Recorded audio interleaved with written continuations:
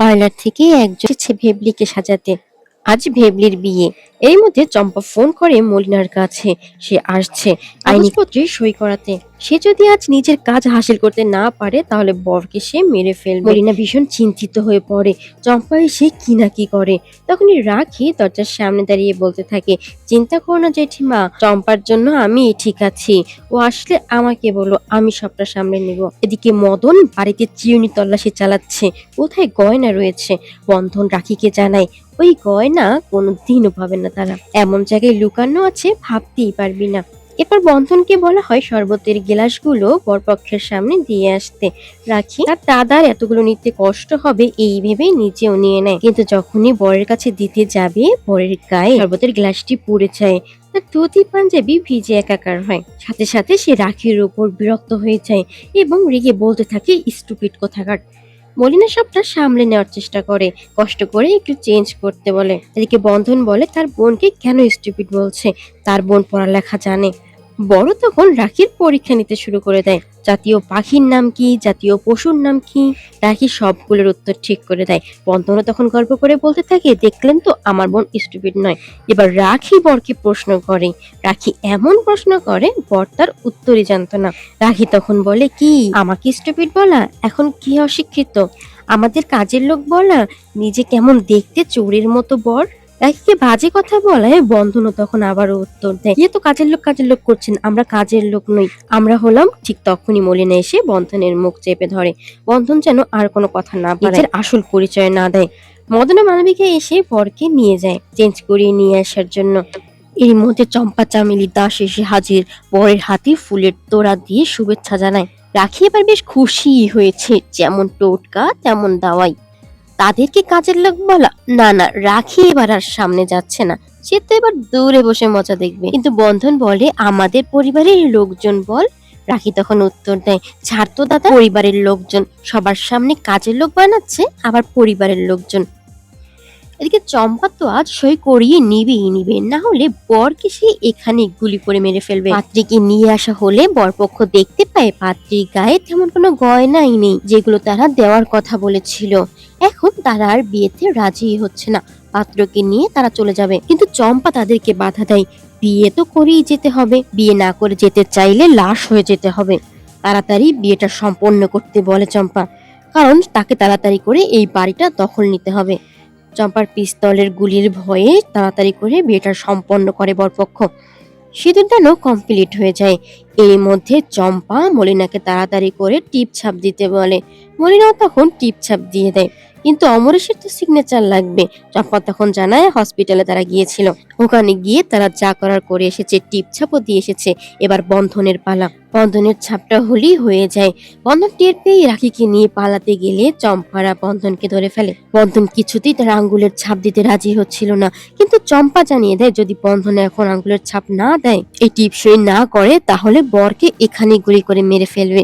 সাথে সাথে ভেবলি ও তার মা বন্ধনের পায়ে পড়ে, বরকে যদি এখন মেরে ফেলা হয় তাহলে যে ভেবলি এখন বিধবা হয়ে যাবে। রাখি তখন নিজে তার দাদার হাত ধরে আঙ্গুল নিয়ে কাগজে টিপসইটা দিয়ে দেয় এবং বলতে থাকে, দাদা, জীবন গেলে জীবন পাওয়া যাবে না, বাড়ি গেলে তো বাড়ি পাবো বল। চম্পা তার কাজ ছেড়ে চলে যায়, কিন্তু বরপক্ষ ভেবলিকে নিতে রাজি হয় না। একে তো গয়না দেয়নি, বাড়িটা অন্যের হাতে, এরকম ভিখারির মেয়েকে তারা তো নিবে না, তারা ভেবলিকে রেখেই চলে যাবে। ঠিক সেই মুহূর্তে বন্ধন গয়নাগুলো নিয়ে আসে। রাখি গয়নাগুলো নিয়ে নিজের হাতে ভেবলিকে পরিয়ে দেয়। আর কোনো গয়নাই বাকি ছিল না, সবটাই ভেবলিকে পরিয়ে দেওয়া হয়। ভেবলি বন্ধনকে প্রণাম করে। বন্ধন আজ যা করলো ভেবলির তা আজীবন মনে থাকবে। ভেবলির বাবার দায়িত্ব পালন করেছে বন্ধন। এদিকে মলিনা আফসোস করতে থাকে, আর কোনো গয়নাই বাকি নেই, সে এবার কি নিবে। সব গেল, সব গেল। এরই মধ্যে হসপিটাল থেকে ফোন করা হয়, অমরেশকে 2-1 দিনের মধ্যেই ছেড়ে দেওয়া হবে, ছাড়িয়ে আনতে অনেক টাকার দরকার। এত টাকা মলিনা এই মুহূর্তে কোথায় পাবে। মলিনার মাথায় আর কোনো কাজ করছিল না। মদন তার দিদিকে বলতে থাকে এই সবকিছু তার জন্যই হয়েছে। এদিকে মলিনা বলে এবার বিদায়ের পালা, প্রথমে ভেবলিটাকে বিদায় করব, এরপর ওই দুইটাকে। বন্ধন নিষেধ করে তার দিদিকে, ওই দুইটি শিশু ওদের উপর অনেক অত্যাচার করেছে, এবার বাড়ি থেকে যেন বের করে না দেয়। কিন্তু মলিনা যা বলেছে তা করবেই করবে। সে রাখি বন্ধনকে ঘাট ধাক্কা দিয়ে বাড়ি থেকে বের করে দিয়ে দরজা লাগিয়ে দেয়। রাখি বন্ধনের কোনো কথাই সে শুনছিল না। বন্ধন তখন আবার দরজা নক করতে থাকে, এরপর জেঠিমাকে বলে তার বাবা মায়ের ছবিটা যেন দিয়ে দেয়। মলি তখন বলে ওই ছবি সে দিয়ে দিবে, কিন্তু বন্ধন যেন ভিতরে না প্রবেশ করে, বাইরে দাঁড়িয়ে যেন ছবিটা নিয়ে নেয়। ইমিকে দিয়ে ছবিটা আনিয়ে দরজার ফাঁকা দিয়েই মলিনা বন্ধনের হাতে ছবিটা তুলে দেয় এবং মলিনা বন্ধনকে সাবধান করে দেয় বন্ধন যেন ভুলেও এখানে আর পা না দেয়। ছোট্ট শিশুটি তার দাদাকে প্রশ্ন করে আমরা এখন কোথায় যাব দাদা? বন্ধন জানে না তার গন্তব্য এখন কোথায়। অপরদিকে চম্পা তার দলবল নিয়ে সব্যসাচীর কাছে যায়, কারণ তিনি একজন উকিল। সে আইনি কাগজপত্র সবকিছু রেডি করে দিতে বলে। এই যে সে সই নিয়ে এসেছে। সই যারা করেছেন তাদের নাম দেখে সব্যসাচী বুঝতে পারে যেটা রাখি বন্ধনের বাড়ি। চম্পাও সেই লোকেশনই বলছে। সই যখন করেছে হয়তো বুঝে শুনেই করেছে, ফ্ল্যাট তো পাবে। তনির মাও সবটা শুনে অবাক হয়, কিন্তু তারা মনে করতে থাকে হয়তো রাখি বন্ধন ইচ্ছে করেই করেছে এমনটা। দীপ আর সব্যসাচীর সম্পর্কটা এখন আগের থেকে অনেকটাই ভালো। সব্যসাচী তার বিশেষ কাজের জন্য বেরিয়েছে, তখনই বস্তির সেই ছেলে মেয়েগুলো আসে। তারা জানতে পারে সব্যসাচী বাড়িতে নেই, একবার ফোন করে দেখতে বলে রাখি বন্ধন তাদের কাছে গিয়েছে কিনা। দীপা জানতে পারে তার কাছে যায়নি। এও জানতে পারে ওদের দিদির বিয়ে বাড়িতে সবাই আছে কিন্তু ওরা নেই। বস্তির ছেলে মেয়েগুলো গিয়ে বিয়ে বাড়িতে গিয়ে একটু খাওয়া দাওয়া করবে, মস্তি করবে, কিন্তু রাখি বন্ধনকে কোথাও খুঁজে পেল না। দীপা ওদের কাছে কৃতজ্ঞতা প্রকাশ করে, ওরা ছিল বলেই আজ দীপা বেঁচে আছে। রাখি বন্ধনের জন্য সে চিন্তায় থাকবে, খোঁজ পেলে যেন তাকে জানায়। চম্পা ভুল করে সেখানে ছাতা রেখে গিয়েছিল, তাই আবার নিতে আসে। বস্তির ছেলে মেয়েগুলো কেন এসেছিল জানার পরে সে বলতে থাকে নিশ্চয়ই ওদের জেঠিমা ওদেরকে হাপুস করে দিয়েছে, ভেবেছে ভাগ দিতে হবে, ভাগ যত কম হয় ততই ভালো, টাকা টাকাই সবকিছু। দীপা তখন অবাক হয়ে একা ভাবতে থাকে ওদের জেঠিমা শুধুমাত্র টাকার জন্য ওদেরকে বাড়ি থেকে বের করে দিল, কোথায় গেল ছোট ছোট দুটি শিশু? দীপার খুব চিন্তা হতে থাকে ওদের জন্য। এদিকে রাখি বন্ধন কোথায় যাবে বুঝতে পারছিল না। রাস্তায় দাঁড়িয়েছিল দুজনই, বাইরে প্রচন্ড দমকা হাওয়া দিচ্ছিল। রাখির ভীষণ ভয় করতে থাকে, সে তার দাদাকে জড়িয়ে ধরে। এরই মধ্যে বৃষ্টি শুরু হয়ে যায়। বৃষ্টিতে ভিজে যাচ্ছিল রাখি বন্ধন। বন্ধন তাড়াতাড়ি করে তার বোনকে একটি পলিথিন দিয়ে ঘিরে রাখে, সে ভিজে গেলেও তার বোন যেন ভিজে না যায়। বৃষ্টি বেড়েই চলছিল, বন্ধন ভিজে যাচ্ছিল। তখনই দেখা যায় বন্ধনের মাথার উপরে একটি ছাতা। হ্যাঁ, এক এক করে এরপর আরো ছাতা দেখা যায়। হ্যাঁ, তাদের সেই বন্ধুরা যে এসে পড়েছে। রাখি বন্ধনকে অনেক খোঁজার পরে তারা পেয়ে যায়। এত রাতে এখানে কি করছে সবটা জানার পরে রাখি বন্ধনকে চিন্তা করতে নিষেধ করে। তারই মধ্যে থেকে বন্ধনের এক বন্ধু তার নিজের গায়ের জামা খুলে বন্ধনের শরীর মুছিয়ে দেয়। রাখি অবাক হয়ে প্রশ্ন করে তুমি তোমার নিজের গায়ের জামা খুলে দিচ্ছ দাদাকে?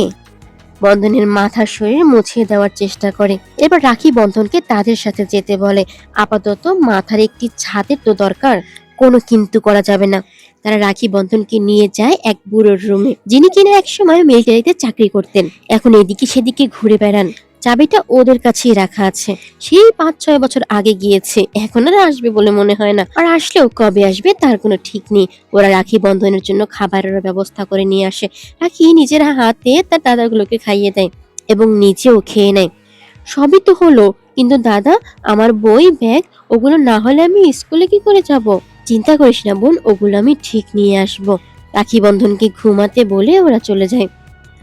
বন্ধন রাখিকে ঘুম পাড়াতে নিলে রাখি বলতে থাকে দাদা একটা শিউলি গাছ লাগিয়েছিলাম, ভেবেছিলাম পুজোতে ফুলগুলো ঝরে পড়বে, গন্ধ শুকতে খুব ভালো লাগে দাদা, আর গোলাপ ফুলও লাগিয়েছিলাম, কে ওদের যত্ন নিবে বল? রাখিকে শান্ত করার চেষ্টা করে। এক পর্যায়ে রাখি বন্ধন দুজনেই ঘুমিয়ে পড়ে। রাখির প্রচন্ড জ্বর এসেছে, সে ঘুমের ঘরেই মা মা বলছে। বন্ধন উঠে দেখতে পায় রাখির শরীরে প্রচন্ড জ্বর, তাকে যে ওষুধ দিতে হবে, কিন্তু এখন কি কোনো দোকান খোলা আছে? রাখিকে একাকে রেখেই বন্ধন চলে যায় ওষুধ কিনতে।